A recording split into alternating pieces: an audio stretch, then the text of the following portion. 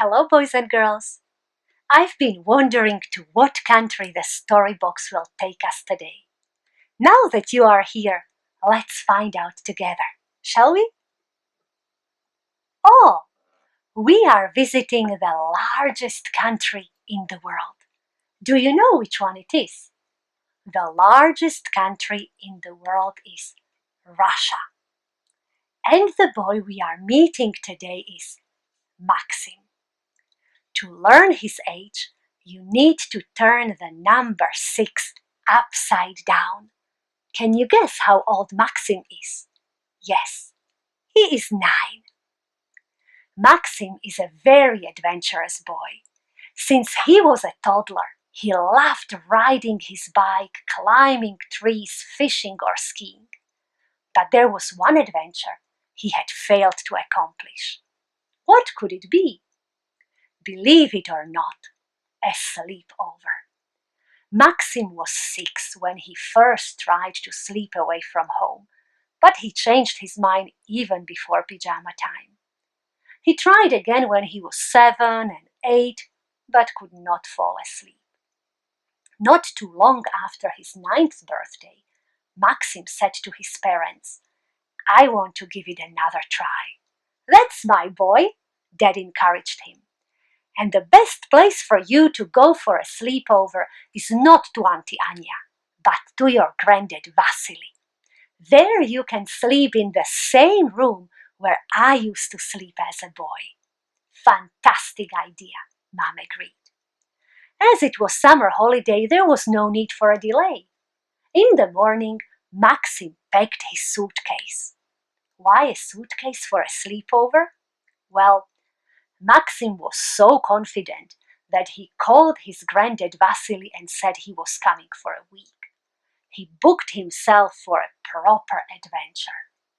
Early that afternoon, the parents dropped Maxim at Granddad's place. A big farmhouse, the right place for a proper adventure.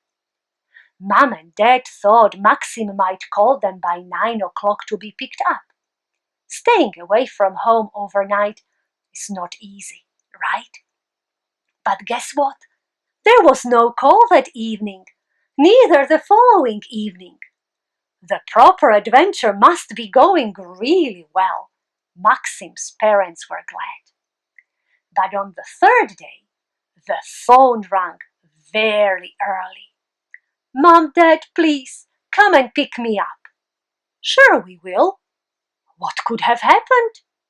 The moment Mom and Dad reached Granddad's house, Maxim quickly announced, "I've had enough." "Sure, son, you've done very well. 2 nights away from home, you did better than we expected." "Mom, I'm now okay sleeping away from home. I'm not homesick." "I've had enough because this is not a proper adventure." "What do you mean?" Dad wanted to know more. "Well, Granddad moves so slowly. We went hiking yesterday and I had to wait for him every 10 steps. He can't play football anymore. I couldn't even use him as a goalkeeper. I couldn't explain to him what Wi-Fi is, so I doubt he has it here. I suggested we would order pizza last night, but instead we had boiled potatoes with butter and salt and a glass of warm milk. And his hands shake so much that he spilled more milk than I when I was 4. On top of everything, he doesn't see very well. So going to sleep is pretty much the only adventure here." "Oh, I see." Maxim's dad tried hard not to smile. All that Maxim said about his 76-year-old granddad was true. "I know exactly what you need to turn this holiday into a proper adventure. I'll be back in an hour." Could you guess, boys and girls, what Dad went to fetch?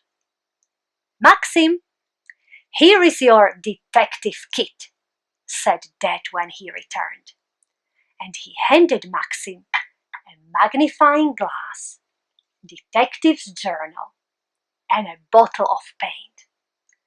Make sure, Mr. Detective, you finish your investigation before we come and pick you up in 3 days. Mom and Dad were quickly gone. Granddad smiled and Maxim brought his suitcase back inside.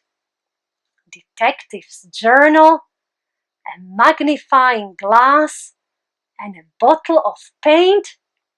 What am I to do with these? Maxim opened the journal, hoping to find some clues. And there they were.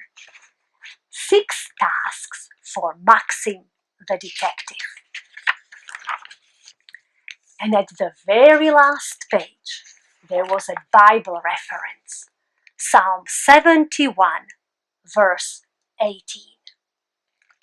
On Friday afternoon, Mom and Dad came to pick up their detective as promised. Maxim gave Granddad a big squeeze, and holding his detective's journal proudly, he said, "I'll be back." "You are always welcomed here, Mr. Detective," Granddad answered. At home, Maxim the detective opened his journal. "These are the outcomes of my investigation." Granddad's secret wooden memory box is hidden in the loft, and it is full of amazing old things. Here is Granddad when he was 9. I look just like him, don't I? And look at the clothes they were wearing 70 years ago. On the next picture, Granddad is 20. Notice his glasses. When he was 18, he fell from a horse, hit his head, and damaged his vision. That's why, Dad, he doesn't want me to go to the horses alone. And you asked who built the big house? Granddad did mostly by himself. So no wonder his hands shake now like that. He has worked hard his whole life. And here is his handprint. I used the paint you left for me. And Mom, tomorrow morning, I'm in charge of breakfast. We'll have boiled eggs the way Granddad loves them. And did you check the Bible reference too? Dad was curious. Yes. Psalm 71, verse 18 says, "Now that I'm old and my hair is gray, do not abandon me, O God. Be with me while I proclaim your power and might to all generations to come." Why do you think, Maxim, I put that verse into your detective's journal? Dad asked. I didn't know, but then Granddad explained it to me. He said the psalm is actually a prayer of an old man.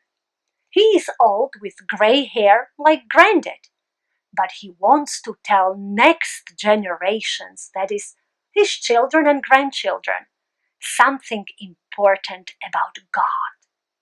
Exactly, Mom confirmed. Old people have a lot to tell us about God and about their own lives. Listening to them carefully and learning from them is a proper adventure. I fully agree, said Maxim, and he put his very first detective's journal into his own memory box. What do you think, boys and girls? Could spending some time around older people be a proper adventure for you? Like Maxim, you might first be frustrated when they move slowly. You might want to laugh when they don't know what an iPad is. But when you start investigating what their life has been like, trust me, you'll hear a lot of exciting stories. Grandmas and granddads, old people at your church, your old neighbors, they all were once young and went through many adventures. So why don't you turn into a detective this week? Open an investigation of your own, like Maxim did. First, you have to choose a person whose life you want to investigate. And then Make yourself a detective's journal, or just use a notebook you find at home. Write in it your questions and tasks to discover things about their life and their experiences with God. A grown up can help you with these if you need. If the person you chose does not live with you and you cannot visit them right now, you can still investigate them. How? Just give them a call and then write down their answers into your detective's journal. Or you can send them a letter or an email with what you would like to know about them. Let's see if they will respond to you.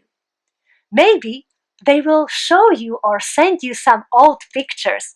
That would be great, don't you think? Glue all those pictures into your detective's journal. And if possible, take a handprint like Maxim did. And don't forget to copy the words of Psalm 71, verse 18, to remember that we have a lot to learn from old people. So may God bless you, little detectives, and may the investigation be a proper adventure to you. Bye bye!